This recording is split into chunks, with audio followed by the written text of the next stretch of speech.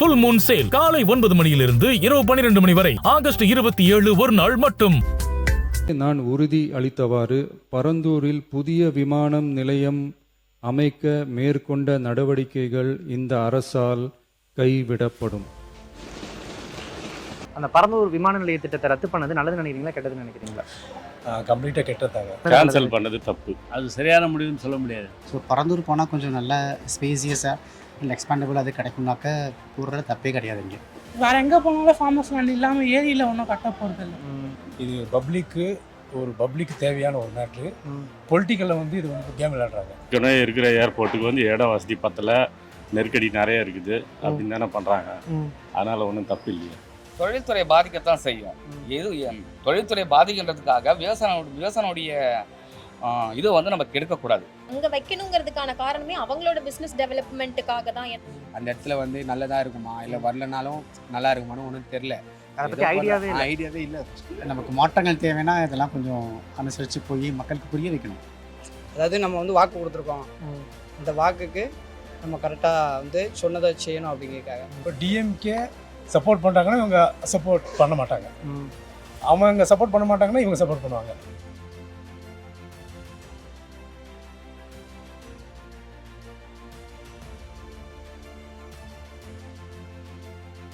இப்போ வந்து எக்ஸ்பென்ஷன் கண்டிப்பாக தேவை.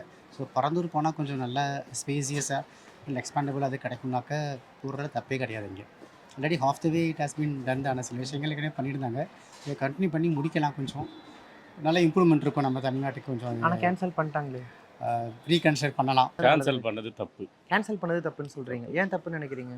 இல்லைங்க, சென்ட்ரல் கவர்மெண்ட்டால் அலாட் பண்ண ஒரு ஸ்கீமு.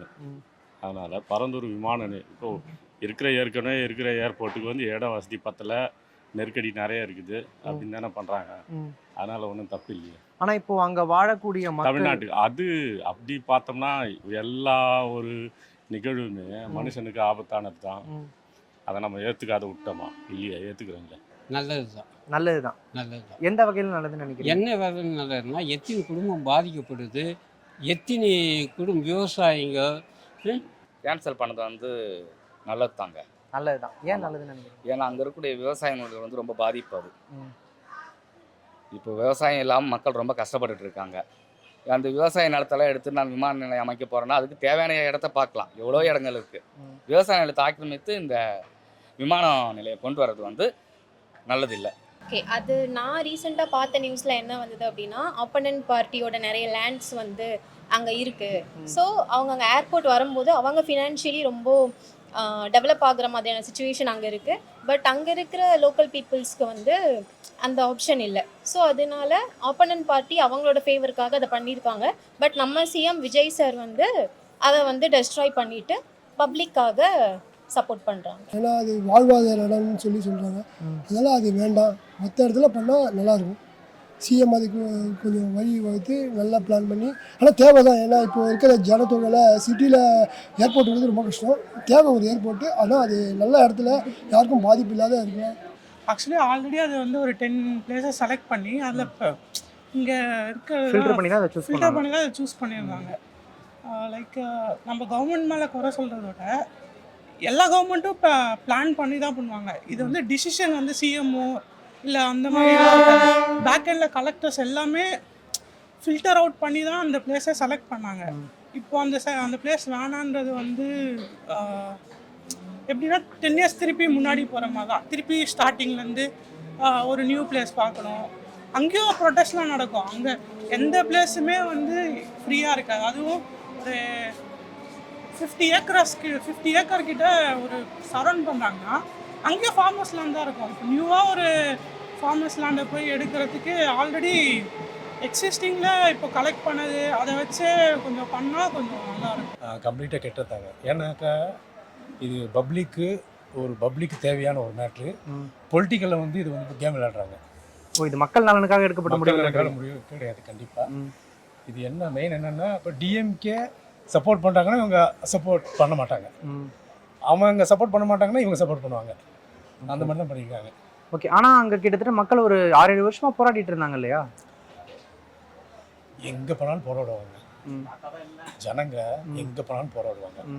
இப்போ இது வந்து 2030 வரைக்கும் தான் இது பண்ண முடியும், ஆப்ரேட் பண்ண முடியுது. இப்போயே நிறைய இன்டர்நேஷ்னல் ஃப்ளைட் இங்கே வரது கிடையாது. ஹைதராபாத் போகுது, பெங்களூர் போகுது, பாம்பேக்கு போகுது, இங்கே வரது கிடையாது. இப்போ இங்கே ஜனங்கள், தமிழ்நாடு ஜனங்கள் என்ன பண்ணுறாங்கன்னா பாம்பேக்கு போகிறாங்க, இப்போ ஃபாரின் போனால் சில ஃப்ளைட்லாம் வரலைங்க. ஏன்னு காரணம்னா அவங்களுக்கு ரன்வே இவ்வளோ வேணுங்க. ஆக்சுவலி அந்த 5 கிலோமீட்டர் ரன்வே வேணும். அது இப்போ இல்லை, இங்கே இல்லை, பத்தாது. இது வந்து ஒரு 50 வருஷத்துக்கு முன்னாடி உள்ள மேட்ரு இது. அதனால ஒன்று வேணும். இப்போ என்ன சொல்கிறாங்கன்னா, அது என்ன சொல்கிறாங்கன்னா, இப்போ இங்கே பட்டணப்பாக்கத்தில் தான் சொன்னாங்க, பட்டணப்பாக்கமே ஏதோ சொன்னாங்க. இப்போ அங்கெல்லாம் பண்ண முடியாதுங்க. ஆக்சுவலி பீச் பக்கத்தில் பண்ண முடியாது.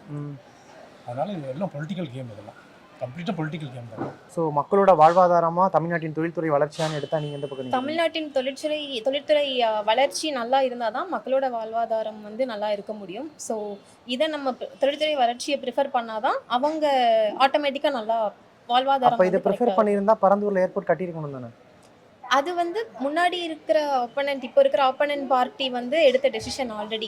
பட் அந்த இடத்துல இப்போ ஏர்போர்ட் அங்கே வைக்கணுங்கிறதுக்கான காரணமே அவங்களோட பிஸ்னஸ் டெவலப்மெண்ட்டுக்காக தான். ஏன்னா அவங்க நிறைய லேண்ட்ஸ் அங்கே வாங்கியிருக்காங்க. பக்கத்தில் ஏர்போர்ட் வரும்போது அவங்க நிறைய டெவலப் பண்ணும். அவங்க ரொம்ப செல்ஃபிஷாக அந்த இடத்துல இருந்திருக்கலாம் மைட் பி. ஸோ இப்போ அது கட்டாமல் இருக்கிறது தான் என்னோட பாயிண்ட் ஆஃப் வியூவில் நல்லது. இப்போ அந்த இரண்டாவது ஏர்போர்ட் அப்படின்றது சென்னைக்கு ரொம்ப தேவையா? எங்கேயாவது கண்டிப்பாக தேவைப்படும். இப்போ வேற எங்க அமைச்சா சரியா இருக்கும்னு நினைக்கிறீங்க? அதுக்கு ஒரு 5 வருஷம் தேடுவாங்க.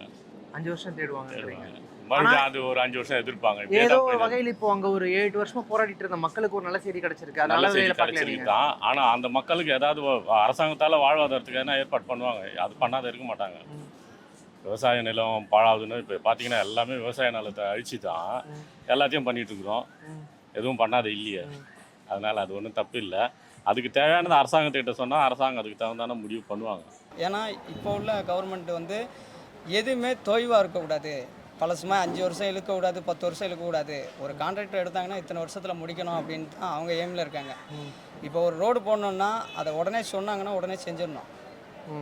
அந்த ரோடு கான்ட்ராக்டை பிடிச்சி அப்படி இருக்கக்கூடாது, புரோக்கர் மூலம் போகக்கூடாது அப்படிங்கிறக்காண்டி தான் ஸ்ட்ரெயிட் ஃபார்வர்டாக போகிறாங்க. இப்போ அதனால் கொஞ்சம் குயிக்காகவே முடிஞ்சிடும். புதிய அரசு வந்திருக்கு.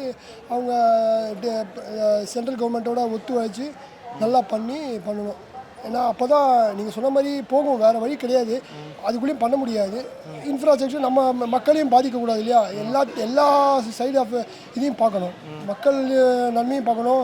இப்போ அந்த பரந்தூரில் வந்து என்னென்னா எல்லாம் லேண்ட் கொடுத்துருக்காங்க. பட் என்னென்னா அது பார்த்திங்கன்னா நிறைய டிராஃபிக் பிளாக் ஆகும். அது மாதிரி அவுட்டர் ஆஃப் சிட்டி எங்கன்னா பார்க்கணும். ஈஸியாக அந்த மாதிரி சைடில் இப்போ எங்கன்னா அவுட்டரில் பார்த்தோன்னா ஏன்னா எல்லாருக்கும் அந்த மாதிரி ஈஸியாக இருக்கும். இப்போ இது பரந்தூர் பொறுத்தளவு இது கரெக்டான இடம் தான். பட் சில இது வந்து பண்ணுறப்போ இவங்க என்ன பண்ணணும்னா, ஜனங்களுக்கு ப்ராப்ளம் சொல்கிறாங்கல்ல, ஜனங்களுக்கு ப்ராப்ளம்னா ஒரு சிஎம் என்ன பண்ணணும்னாக்கா இந்த மேட்ரு அவங்களுக்கு என்ன மார்க்கெட் வேல்யூஷனோ தரணுங்க. அது பண்ணுங்க. வேற இடத்துல லேண்டாங்க டெவலப்மெண்ட்டையும் அதுக்கு ரெமெடி கொடுத்துருக்கணும். ரெமெடி ஆக்சுவலி அதுதாங்க பண்ணணும். அவங்க என்ன கேட்குறாங்க, இவங்க என்ன பண்ணுறாங்கன்னா எனக்கு வேல்யூஷன் கூட தான் தரணுன்றாங்க. நீங்கள் தாங்க. ஆந்திரா உருவாக்கலையா அமராவதி சிஎம் என்ன பண்ணுறாரு, ஒவ்வொரு லேண்டுக்கும் அந்த மார்க்கெட் வேல்யூவேஷன், கவர்மெண்ட் வேல்யூவேஷன் வேறு, மார்க்கெட் வேல்யூவேஷன் இருக்கும். அது தாங்க. ஜனங்களால இது பண்ணுங்க. நீங்கள் லேண்டு தாங்க பண்ணுங்க. டெவலப்மெண்ட் ஏங்க வந்து பண்ணுங்க. ஸோ வேலைவாய்ப்பு அதிகமான கொஞ்சம் பெட்டராக இருக்கும். ஏன்னா ஸ்ரீபெரும்புதூர் தான் மெயின் ஏரியா, இண்டஸ்ட்ரியல் எஸ்டேட் இந்த பக்கம் ஃபுல்லாக நிறையா அந்த இண்டஸ்ட்ரியல் எஸ்டேட் நிறையா எல்லாம் பக்கமாக இருக்கும் அந்த ஏர்போர்ட்டுக்கு. ஸோ அதை கன்சிடர் பண்ணோன்னாக்க நிறையா வேலைவாய்ப்பு ஜாஸ்தியாகும் மக்களுக்கு. ஸோ இன்றைக்கி வேணால் மக்கள் கொஞ்சம் கஷ்டப்படுவாங்க. பட் கொஞ்சம் நாள் கழித்து ஒவ்வொரு இயர் ஆஃப் 5 இயர்ஸ் 10 இயர்ஸ் 10 வருஷம் கழித்து பெனிஃபிட் கிடைக்கும் மக்களுக்கு. ஸ்டார்ட் பண்ணும்போது கொஞ்சம் கஷ்டமாக தான் இருக்கும், அப்புறம் போக பெனிஃபிட் கிடச்சிடும். மெயின் வந்து இப்போது ஒரு கமர்ஷியல் ஃப்ளைட்ஸ் இருக்க இடத்துல வந்து கார்கோஸ் லோட் பண்ண முடியாது. சென்னை வந்து இப்போது ரொம்ப மேஜர் ஹப்பாக இருக்குது. கார்கோஸ் ஃப்ளைட்ஸு அதெல்லாம் வந்து நம்ம இன்னமும் அதுக்கெலாம் வந்து கஷ்டமாக பட்டுட்ருக்கோம். மெயின் ரீசன் கார்கோ ஃப்ளைட்ஸ்க்காக தான் இது பார்க்கறது. இது முழுக்க மக்கள் நலனுக்காக எடுக்கப்பட்ட முடிவுன்னு நினைக்கிறீங்களா, இல்லை ஒரு பொலிட்டிக்கல் ஈகோ அந்த மாதிரி எதுவும் இருக்குன்னு நினைக்கிறீங்களா? அது மக்கள் நலன்னு பார்க்கணுன்னா, மக்கள் நலன் பார்த்துருந்தா கட்டியிருக்கவே கூடாது, எங்கேயுமே வேணாம். செகண்ட் ஏர்போர்ட்டே ஒன்று வேணாம். செகண்ட் ஏர்போர்ட் ஆனால் அப்படி பார்த்தா தமிழ்நாடு இண்டஸ்ட்ரியலாக க்ரோவே ஆகுது. இண்டஸ்ட்ரியல் அல்லனாலும் பரவாயில்ல, அட்லாஸ்ட் ஃபார்மர்ஸ் லேண்ட் அவங்க கிட்ட தானே இருக்குது. ஏதாச்சும் ஒன்று சாக்ரிஃபைஸ் பண்ணி தான் அவ்வளோ. ஒரு பொலிட்டிக்கல் ஈகோ இருக்குன்னு. பொலிட்டிக்கல் ஈகோன்னு சொல்ல முடியாது, அது மேபி ஏதாச்சும் இருக்கலாம். அது வந்து ரெண்டுமே இருக்கலாம். இது வந்து கரெக்டாக சொல்ல முடியாது நம்ம. பட் எண்ட் ஆஃப் தி டே கொஞ்சம் கன்சிடர் பண்ணி இதை கேன்சல் பண்ணாமல் இருந்திருக்கலாம். ஆமாம், கண்டிப்பாக. ஆரம்பத்தில் இருந்தது தான் உங்களுக்கு, ஆனால் இது இப்போதைக்கு இது நமக்கு வசதியான ஆளுக்கு தான் தேவைப்படும். நம்ம மாதிரி மிடில் கிளாஸ் ஆளுக்குலாம் நமக்கு அதுக்கு சம்மந்தமே இல்லைன்ற மாதிரி சொல்கிறீங்க. இப்போ அரசியல் பழிவாங்கும் நடவடிக்கை வந்து ஏடிஎம்கே டிஎம்கே பேரில் தான் இருந்தது. இவங்களும் அதே மாதிரி பழிவாங்கும் நடவடிக்கையில் இருந்தாங்கன்னா இந்த கட்சி நிலைக்காது. புரியுதுங்களா? மக்களுக்கான சேவை செய்யணும் அப்படிங்கிறக்காண்டி தான் விஜய் வந்து இப்போ விஜய் படம் நடிச்சுட்டே இருந்திருக்கலாம் சிஎம். அவர் ஏன் அங்கே வரணும்? மக்கள் பிரச்சனையை கையில் எடுத்து தான் வந்திருக்காரு. அப்படிங்கும்போது இது வந்து அரசியல் இதெல்லாம் கிடையாது. அவர் மக்கள் பிரச்சனைக்கு தான் வந்து உள்ளே வந்து முதல் தான் அங்கே போனார், போராட்டத்தில் வாக்கு கொடுத்தாரு, அது செயல்பட்டுருக்காரு. ஏன்னா இது பழிவாங்கம் இதெல்லாம் கிடையாது, மக்களுக்காக ஒரு பலன் தான். ஏன்னா அந்த தப்பை அவங்க இது வரைக்கும் அது யாருக்குமே வெளிக்கொண்டு வரல, இதனால தான் அப்படிங்கிற வரல. இப்போ நாங்கள் அது சொன்னதுனால நம்ம அவங்கள வந்து தப்பை சுட்டி காட்டுற மாதிரி கிடையாது. இதுதான் ஃபேக்ட். அது இப்படிதான் முடியும். நிறைய பேர் அதை வெளிப்படையாக பேச மாட்டாங்க. நம்ம வெளிப்படையாக வந்து அவங்கள சொல்றதுனால மேபி அவங்களுக்கு அப்படி. விவசாயத்துக்கு பண்ணுங்க. விவசாயத்துக்கு என்ன பண்ணாங்க இவங்க? விவசாயத்துக்கு இவங்க உண்மையிலே பண்ணணும்னு ஆரம்பிச்சா இவங்க அணை கட்டணுங்க. கட்டினாங்களா? காமராஜருக்கு அப்புறம் யாருமே அணை கட்டலைங்க. எந்த சிஎம்மும் அணை கட்டல. கட்டினாங்களா? உங்களுக்கே தெரியுமே, கட்டலையே. இவங்க விவசாயத்துக்கு முக்கியம்னா அணை கட்டணும் இல்லையா? ஏன் நீங்கள் காவேரியை போடுறீங்க, கிருஷ்ணாவை போடுறீங்க? அணைக்கட்டு, நீ அணைக்கட்டு. இவ்வளோ மழை பெய்யுது, ஃபுல்லாக பீச்சுக்கு தானே போகுது. விவசாயம் அப்போ விவசாயம் தெரியலையா? அப்போ அதெல்லாம் இருக்கு இல்லைங்களா? அரசியல் ரீதியான காரணங்கள் தான் முதன்மையாக இருக்கும்னு நினைக்கிறீங்க? அரசியல் தான். அரசியல் இல்லாமல் எதுவுமே கிடையாது. Subscribe to One India and never miss an update.